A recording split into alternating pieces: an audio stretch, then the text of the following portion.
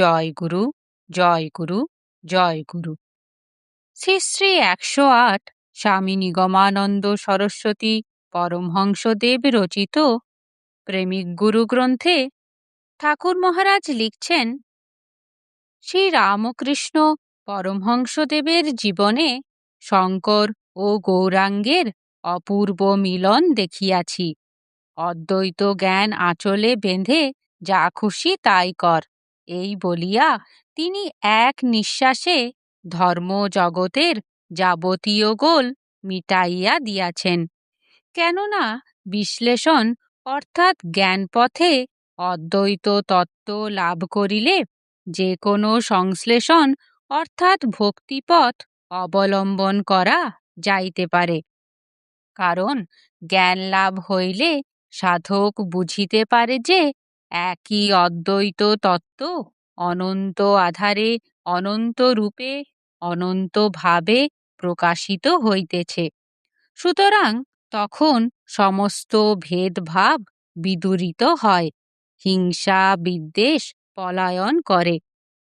আরেক স্থানে পরমহংসদেব বলিয়াছেন, জ্ঞানীরা নেতি নেতি করিয়া সিঁড়িগুলি অতিক্রম করিয়া ছাদে উঠিয়া যান, কিন্তু ছাদে গিয়া দেখেন ছাদও যে চুন সুরকি ইটের সমষ্টি, সিঁড়িগুলিও তাহাই।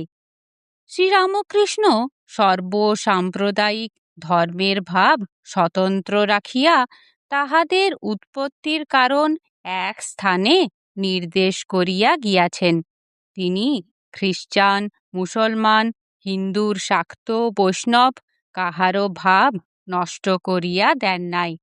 সকল ধর্মকেই সত্য জানাইয়া নৈষ্ঠিকভাবে আপন আপন সাম্প্রদায়িক পথে সাধন করিতে উপদেশ দিয়াছিলেন। সর্বধর্ম সমন্বয় বলিতে এ কথা বুঝিও না যে সব ভাব ভাঙিয়া চুরিয়া এক করিয়া দেওয়া। স্ত্রী জাতি এক হইলেও ভগ্নী ভাবে মাতার ভাব বোঝা যায় না, আবার ভগ্নীতে স্ত্রী ভাব উপলব্ধি করিতে গেলে ভগ্নী ভাব বিকৃত হয়।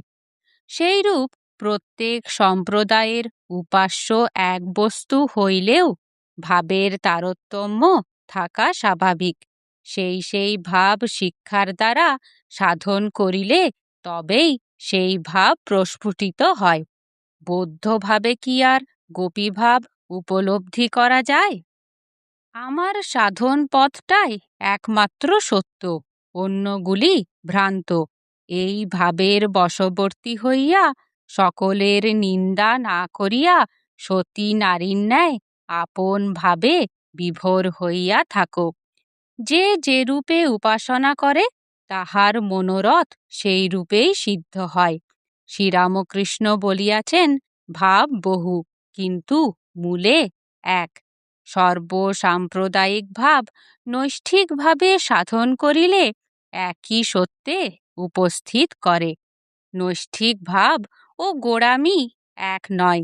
আপন ভাবে সতী নারীর সাধনা করো, কিন্তু কাহারও ভাবের নিন্দা করিও না। স্থূলে বিভিন্নতা নিশ্চিত হইলেও মূলে এক। ইহাই সর্বধর্ম সমন্বয়, ইহাই শঙ্কর ও গৌরাঙ্গের পূর্ণ মিলন আদর্শ। জয় গুরু।